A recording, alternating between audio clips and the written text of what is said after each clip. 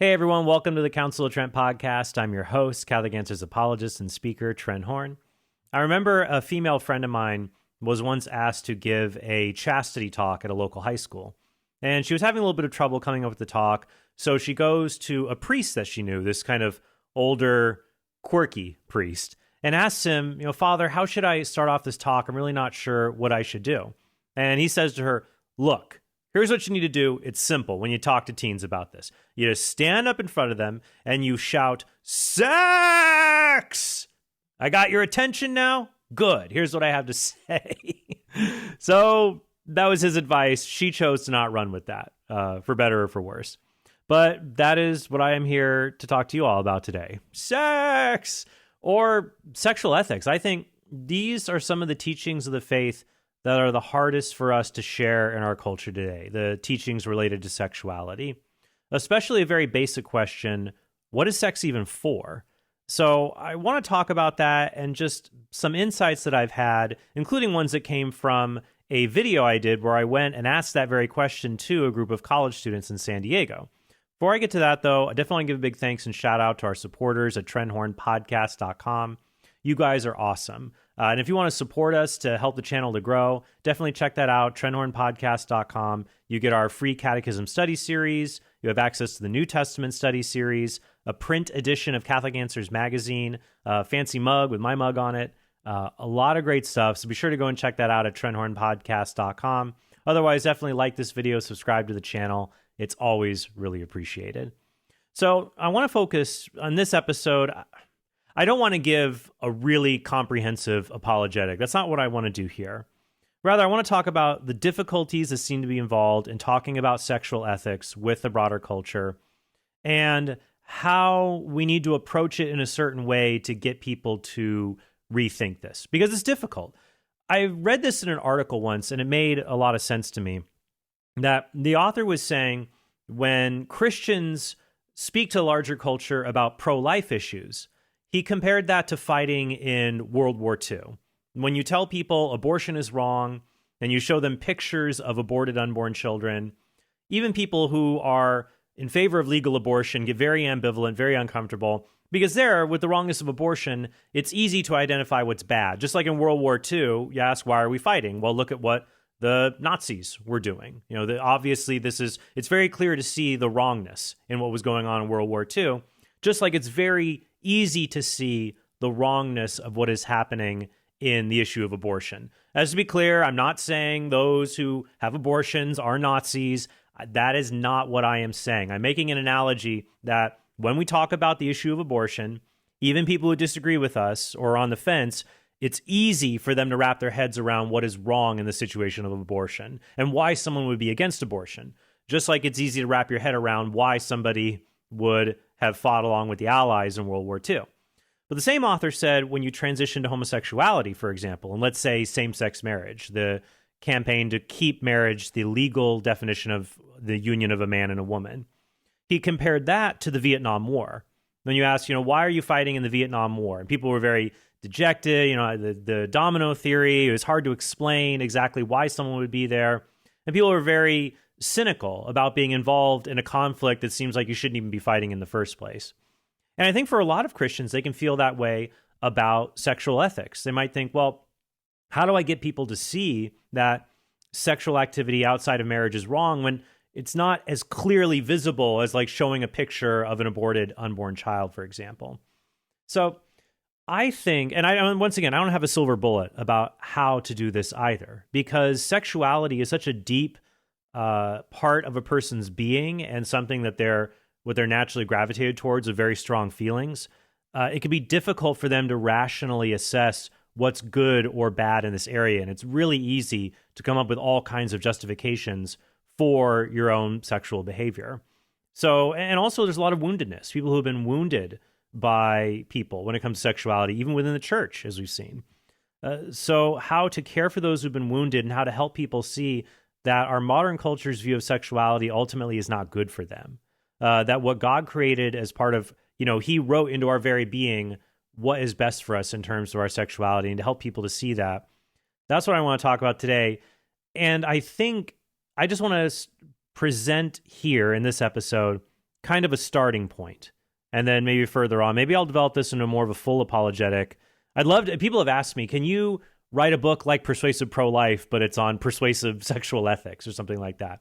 That's something I'm going to take very, very seriously. I cover that a bit with Layla Miller in my book Made This Way on how to explain issues of sexuality to children.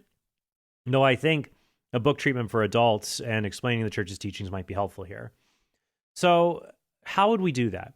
I think that instead of defending the church's position on sexuality per se, the first thing that we need to do is to get those who accept our modern culture's view of sexuality to defend that view and to present a coherent vision of it. This is kind of similar to when Catholics dialogue with Protestants. And once again, I'm not saying Protestants are like those who reject sexual ethics. It's an analogy that I think the most helpful way to share the Catholic faith with a Protestant isn't just a bunch of Catholic proof texts. It's to say, hey, explain Protestantism to me. Why should I be a Protestant? What does that mean? What is the authority structure? And as you start to explain it, you see, oh, you can't really consistently or coherently explain it. It starts to become self-contradictory or includes assumptions without evidence. And so if you see there's a real problem with Protestantism, you're much more likely to be open to an alternative like Eastern Orthodoxy or Catholicism. Much the same way, I think people aren't as open to the pro-life message until they see there's something inconsistent with pro-choice ideology. And they're going to be much more open to Catholic sexual ethics if they say, hey, wait a minute, my sexual ethics don't work. Now, the problem here is a lot of people think that when it comes to sexual ethics, it's easy. It's just consent. If you consent, it's okay. If you don't consent, it's not okay. There, you've got your sexual ethics. You don't need anything else. And so it can seem like all of Catholicism's rules on sexuality are extraneous or arbitrary, when if you have this consent rule, that's really all that you need. And I see why this line of thought is tempting. It is tempting because consent is a necessary condition for moral sexuality, but it's not sufficient, right? If you don't have consent, then it's automatically immoral. But just having the consent of the parties involved, those who are able to consent, we'll get to that here in a second, does not by itself determine whether sex is good or bad. It's a necessary condition, but it's not sufficient. So I think what we need to do is we need to ask those who defend a modern view of sexuality some very basic questions. One of the most basic for me would be this: what is sex for? What is it for? You can't know if you're misusing something unless you know that you're using it in the proper way. You can't know that you're misusing a certain tool or a certain body part unless you know, actually, it's for this, it's not for that. You have to know what it's for before you can know what it's not for. And this seems like a very basic question, right? What is sex for? Because if I asked about any other bodily process, most people would give pretty straightforward answers. What is eating for? What is breathing for? Eating is for getting calories and nutrition. Breathing is for getting oxygen into your body. Now, it's not only for those things, right? Because we also eat not just for nutrients, but we eat for taste. We eat to have meals with other people for a communal reason. But it'd be disordered if we ate for all those other reasons and we purposely chose to purge ourselves of the nutrient values of the food we were eating. And breathing, much the same way. You might breathe to smell a fragrant aroma, but you're still giving your lungs oxygen. So to act against those principles, I think that would show there's something disordered here. So I think that when we ask questions, we can ask, what is sex for? And we might also ask a question, instead of saying, when is sex wrong? Because most people say, well, rape, non-consensual, which is correct. I might ask, okay, is there any consensual behavior that is disordered? Can sex ever be disordered, even if it's consensual? Some people might bite the bullet on that, others won't. So I want to ask these questions of people. So I want to share with you a clip from a DVD I did several years ago called The Case Against Contraception. In this clip, I went out with a video crew to San Diego State University and asked college students who are willing to talk with us one simple question: what is sex for? Just what is sex for? And when you hear their answers, you'll start to see the foundations of their sexual ethics. And I think it can provide some openings to challenge those foundations to show that their view on sexuality is lacking. So let's take a look. Some people might be for pleasure, might be for love, but, it just depends on the person. Everyone's different, and I guess to me, sex is just like, I don't know. It's a special thing, at least for me, I like to keep it simple, I guess. I believe that sex is one for reproduction, of course, and also an intimate relationship between two people who are in love, and it's sharing your body with someone else. Sex is meant for reproduction, I guess. Most people say. I don't think it's specifically for reproduction for me personally, but I think it's just a way of showing you love someone or you care about someone, and it's very intimate and it can be important. I don't think anybody has a right to determine what sex is as a definition, because each person can do it for their own reasons. You can do it to bring yourself closer to a spouse or a partner. You could do it for personal enjoyment, or just literally whatever you want to do. That is your life, your decision. All right, so those responses are fascinating. I want to talk about a few things overall from them before I dive into the details. First, what's interesting is that everybody seems to agree sex has something to do with love. At least people who are willing to say sex is for something. If you ask a lot of people what is sex for, they'll talk about it being it's about love, specialness, a connection with someone else. They'll associate it with love in some way. The other thing that many people will answer, and it's funny, you'll see in this, people will give the answer, like reproduction, but then they'll start to think about it and they'll backtrack a little bit. Like, well, it's reproduction, but it is not, it's not just only reproduction, because there's a lot of sexual acts if you're contracepting or engaging in same-sex behavior, then this sexual behavior is not open to life in any way, shape, or form. And in some cases with contraceptives, it's purposely acting against life. You don't want to reproduce, and you've taken an action to make sure that that's the case, to sterilize the sexual act, to take away that reproductive element. So love and reproduction, what's funny is when you talk about things like theology of the body, a lot of Catholics will summarize this by saying sex is for babies and bonding. And sex becomes disordered, so that we call that the procreative and the unitive aspects of sexuality, babies and bonding. If you take that away, now that doesn't mean, for example, babies, you can only have sex in order to have a baby, right? Because a married couple can have sex when the wife is pregnant. And like 99.9, I think there's like a really rare case where a wife was pregnant and she got pregnant again. It's like one of those really rare black swan events.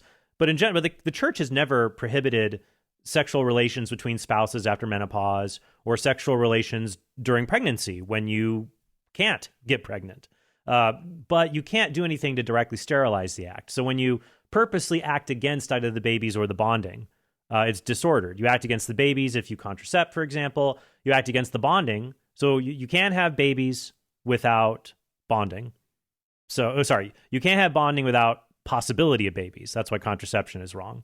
And you can't have the bonding. You can't have the babies without the bonding. That's where IVF becomes disordered. Obviously, those are two big issues. We could spiral off in to talk more about them. But I'm just summarizing what people, they see in their heads, what is sex for? The most basic thing they seem to agree on is it has something to do with love, which is interesting. And then babies and reproduction show up. But our job, I think, is to help people see that they're a lot more intimately connected. The last girl who answered, I think she gave really the most honest answer for people nowadays. And this video was filmed several years ago, so I think a lot more people might side with her.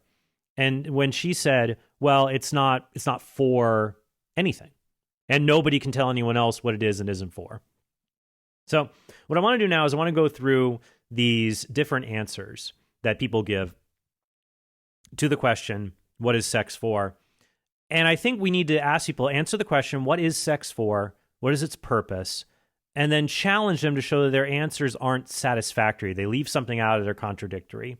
So trying with the first one, sex doesn't have any meaning at all. It's not for anything.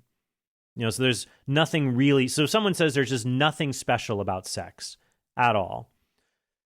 Well, one counterexample I might give to that is if there's nothing special about sex compared to any other bodily function, then why in our law do we have a special category called sex crimes? We have Law and Order, SVU, Special Victims Unit, dealing with sex crimes. They have the voiceover for that. That if sex is really not special in any way, shape, or form, It's just another bodily function. Like, we don't have crimes specifically related to breathing. We don't have crimes specifically related to digestion. But we do have crimes related specifically to sex. And that's because everyone seems to agree, no, sex is important, at least. Most people in the secular world you talk to will at least agree, do you think sex is important? It's a thing that we should value. It's something we should care about and treat seriously. I think almost everybody's going to agree with that. Also, if you say that sex has no meaning, there's an interesting challenge here. I would ask this person, what is sex? Because it's funny, people intuitively have an understanding of it. You can also answer the question, what is sex for, by asking the previous question, what is sex? Now, most people will say vaginal intercourse between a man and a woman. But then you have same-sex couples, you have other sex acts, things related to sodomy, all different things that people engage in. So if you ask people in the modern world, what is sex, they might actually have a really hard time giving you a definition. Because then I would say, all right, here's a bunch of other activities that seem clearly to not be sex. How about giving someone a high five? It seems like sex has something to do with genitals and orifices. It seems like it has something to do with stimulation of genitals. If you ask people in the modern culture, what is sex? Because they have a lot of different sexual acts they might be thinking of. Because I would say sex is vaginal intercourse. That's the sexual act. Or we call the marital act that should take place between a husband and wife. But between a man and woman, that's the sexual act. Everything else is not the sexual act. It's just sexual behavior. But I think most people in the modern culture would say, well, it has something to do with genital stimulation. And then I would ask, well, why? There's other parts of the body you might feel pleasure from, like eating a good meal, for example, but that's not sexual pleasure.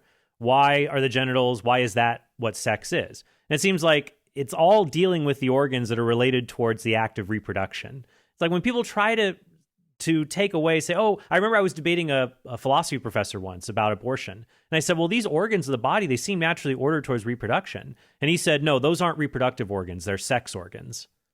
I said, well, what's the difference, right?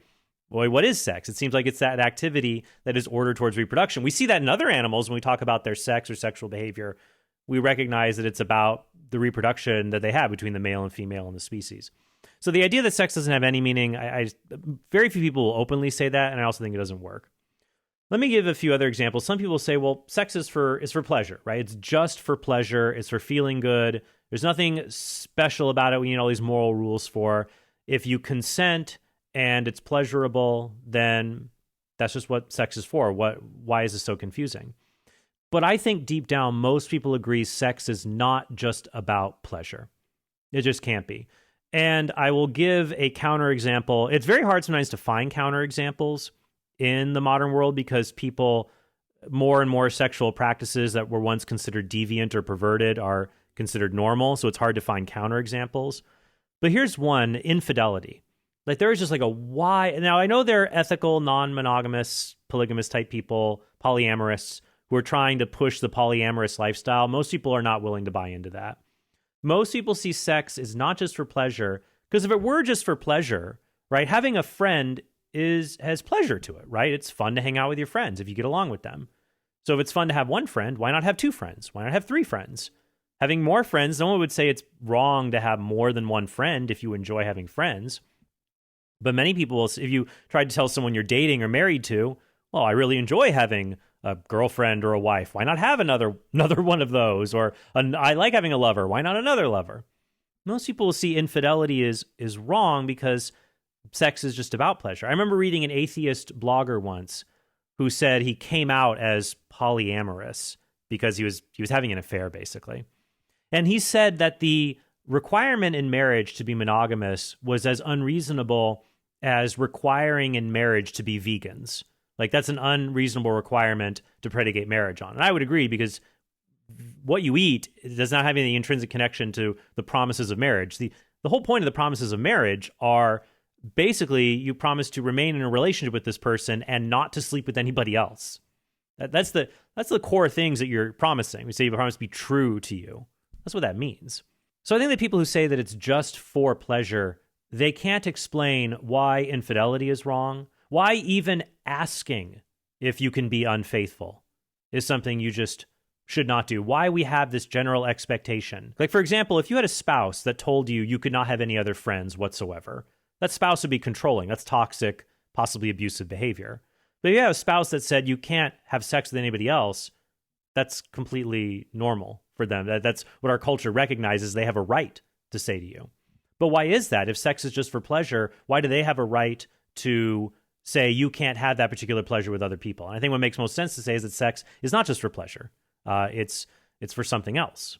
Another counterexample to the idea that sex is just for pleasure is that our society does not hold up masturbation and pornography as things to celebrate. There are things that are acknowledged that are widespread, but it's not something that people celebrate. If anything, deep down, people will see that masturbation and pornography are very lonely and sad things. But why is that? Like, I don't need the presence of other people to enjoy good food, or nobody says it's weird if a person who is single goes and travels the world by themselves. They can still enjoy all of these things. But sexuality is different. Sex is really ordered towards another person. It's not, and another reason it's not just for pleasure is that when people engage in masturbation and engage in sexual stimulation, usually they're fantasizing about other people. But, we don't do that for other bodily pleasures. Like, you can eat a porterhouse steak, and you don't have to think about somebody else to enjoy that porterhouse steak. But when people engage in acts like masturbation, they usually often think about engaging in sexual union with other people. So there really is a connection there. It's not just pleasure to a particular set of muscles in the body to derive anatomical pleasure. And another reason for this is that I think about somebody like Jeffrey Toobin, who is the former CNN legal commenter. He was literally caught with his pants down in a Zoom meeting. He was masturbating over Zoom. And the way people reacted to that, if sex is just something you do that's pleasurable, maybe it's tacky, like picking your nose. We don't say like, hey, we can see you picking your nose there. Might just go into the bathroom, get a Kleenex and do that. Even there, we might say, okay, what are you, 4 years old? We're much more, and rightly so, repulsed at the thought of someone engaging in masturbation, especially in public in view of others, so much so that's a crime in places to engage in that behavior where other people can see that victimizes other people. So clearly sex is not something that has no purpose, not even something that's just for pleasure. It's something very, very important. So what about the idea, though, that that's for love? Sex is a way of showing love to other people. Isn't that enough? And here I would say this is still somewhat incoherent, or it can't really explain all of our intuitions about sexuality. Because, for example, think about all the people we love. Like, if you had a circle of all the people you love, and then the circle of people you have sex with, that circle should be really, really, really small. Like, for me, it has one person, my wife. And there's this much larger circle of people that I love. The vast majority of people that we love in life, 99.9% of them, we don't have sex with. And in fact, to have sex with them would probably be an unloving act. Think about family members, for example, or our other people that we might have relations with. No, sex is not it is for showing love, but it's a very particular kind of love. It just can't be a generic sort of love. And that's what I would press people on who would say, oh, well, sex is just about love. And that also goes back to the previous counterexample on infidelity. Because if you can have the love of friendship with more than one person, why can't you have more than one sexual love? You either have to bite this bullet on polyamory or admit, no, sex is for a particular kind of bond, a union that is ideally permanent, that is a complete gift of self to another person. And so, well, what would that be? That's why I would say the best expression of what sex is for is to say, sex is for the expression of marital love. So then, well, what is marital love? Marital love is a kind of love. All love seeks union. If I love food, I want to be united with that food in my belly. If you love a friend, if you say you love a friend, but you never spend time with them, you never talk to them, you don't really love that person. You want to have union with them. You want to have a union of minds, for example. You spend time together. You talk with each other. So marital love is then, it is an expression of a particular kind of love that finds its fulfillment in bodily union. So a lot of this comes from the philosopher Alexander Pruss's essay. I want to say that it's called One Flesh or One Body. I believe it's called One Body. Let's look it up here and check. Alex Pruss, One Body, an essay in Christian sexual ethics. Super good. I definitely recommend. And so I think that that would make sense of sexuality if it is designed to be an expression of marital love. And so to express it in other contexts would lead to being disordered, such as why fornication is wrong. You're choosing to have this bodily union ordered towards the creation of a new human life. So it's ordered towards this lifelong union, but to engage in it promiscuously or just for seeking the pleasure with other people is extremely disordered. It's harmful for the couple that are involved. It's harmful for the child who could come into existence. And it's disordered in other contexts as well, where it's being used not towards that end of forming a true union. And a true union is not just rod A and slot B. When the dentist sticks his fingers in my mouth, we're not united. To be united means two incomplete parts are now joined towards a whole or towards a goal that is larger than themselves. So that can only take place then for the reproductive organs when men and women are united to each other. Now, I didn't want to get into all the objections and arguments, especially things related to homosexuality. Like I said, that's not the goal of what I wanted to have in this episode. All I'm saying is that if we're going to talk about sexual ethics in this culture, I think we don't do ourselves a favor if we just go right on out and start with all of our arguments. We need to get people who affirm the goodness of sexuality, because I also affirm that. The church affirms that sex is a good thing that God gave us. I want them to answer these questions. Well, what is sex even? Can you even define it? And then, what is it for? When does it become disordered? Is consent the only morally relevant factor, or are there others? And so then I would encourage those who reject the Catholic teaching on sexuality, come up with your own robust view of sexual ethics that answers these questions, and then see, does it account for our intuitions about particular cases? Like I brought up about infidelity, disordered sexuality, wanting to have, let's say, sexual relations with an inanimate object. Is that disordered? Some people say, well, who cares? They want to be happy, whatever. At the same time, that attitude, that modern attitude, who cares if that person thinks they're a cat and they want to lick themselves clean? Well, yeah, you can say who cares all you want, but the question is it disordered or not? And there are people who identify as trans species. They think that they're cats. The question is not who cares, it's do we care about them if they're living a disordered life that's ultimately not good for them? So that's my thoughts. I hope this was helpful for you all. Like I said, if you want to go deeper in this, I talk about this a little bit more in Made This Way with my friend Layla Miller that I co-authored with. And there is this more philosophical approach you might find interesting, One Body, an Essay in Christian Sexual Ethics by Alexander Pruss. So thank you guys so much. And yeah, I hope that you have a very blessed day. Hey, thanks for watching this video. If you want to help us produce more great content like this, be sure to click subscribe and go to TrentHornPodcast.com to become a premium subscriber. You'll help us create more videos like this and get access to bonus content and sneak peeks of our upcoming projects.